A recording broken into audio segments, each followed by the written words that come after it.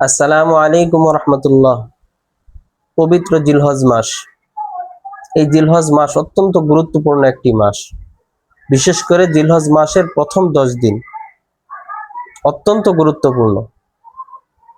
হাদিসের ভিতরে এসেছে, হযরত আব্দুল্লাহ ইবনে আব্বাস রাদিয়াল্লাহু তাআলা আনহু বর্ণনা করেন, নবী করিম সাল্লাল্লাহু আলাইহি ওয়াসাল্লাম বলেছেন, এমন কোনো দিন নেই যেই দিনের আমলের ফজিলত জিলহজ মাসের 10 দিনের আমলের সমপরিমাণ হবে। এমন কোনো দিন নেই। তখন সাহাবায়ে কেরাম রাদিয়াল্লাহু তাআলা আনহুম প্রশ্ন করলেন, ইয়া রাসূলুল্লাহ, জিহাদ করার চাইতেও কি বেশি ফজিলতপূর্ণ?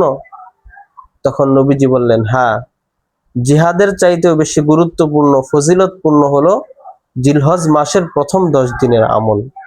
তাই আসুন আমরা এই জিলহজ মাসের প্রথম 10 দিনকে আমলের ভিতরে কাটানোর চেষ্টা করি। আল্লাহ তাআলা আমাদেরকে তৌফিক দান করুন। আমিন। আসসালামু আলাইকুম ওয়া রাহমাতুল্লাহ।